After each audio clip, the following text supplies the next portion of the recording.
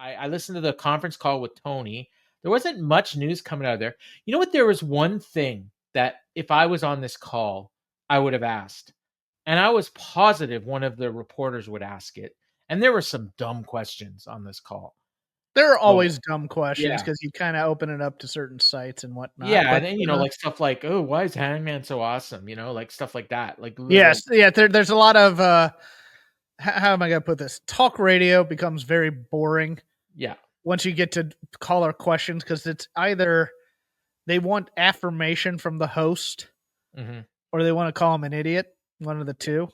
Yeah, and it became very much like that. It was a lot of affirmation. But the question I was going to ask was if someone asked about the titles, and can you clarify the international title and the continental and what's going to go?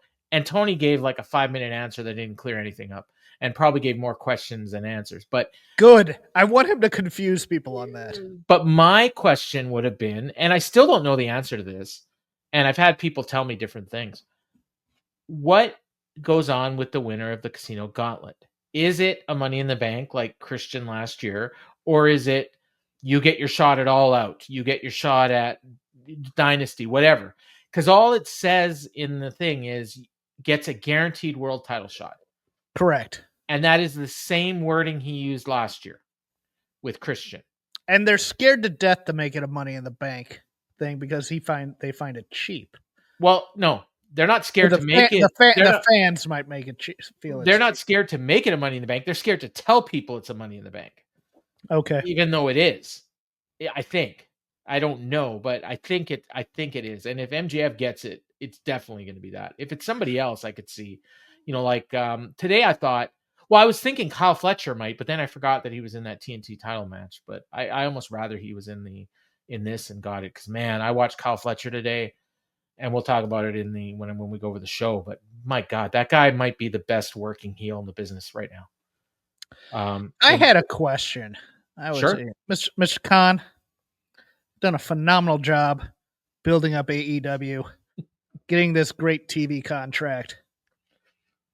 Trying to grow your business amidst a wrestling landscape where there is one large giant corporation that's trying to counter program against you. But Tony, how much wood could a woodchuck chuck if a woodchuck could chuck wood? I'll hang up. Jeff, that's a great question.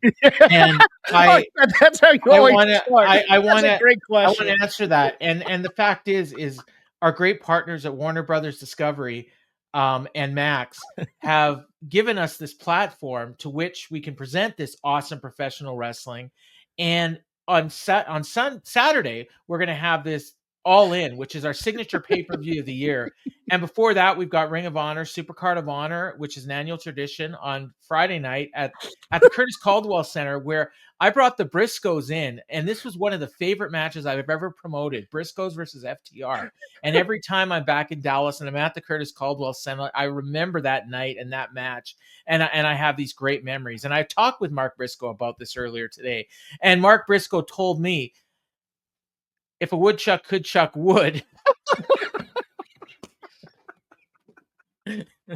Oh, that's such a perfect answer, Paul. Thank you for playing along. All right.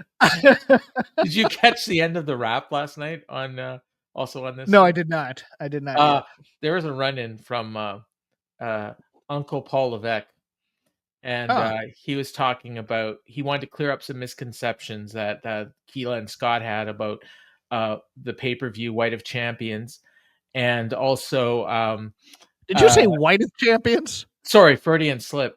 And then he was promoting this weekend shows, Friday White Blackdown, and the White American Bash, and Saturday White's main event.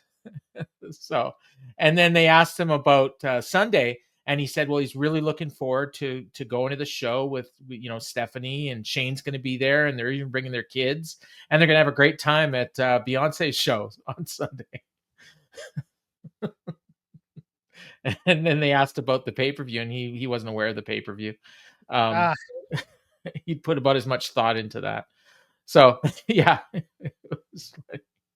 No, it was a joke. You have to listen to the rap to get it. Scott and Keeler are not impressed with Paul. I don't see colors Levesque at the best of times.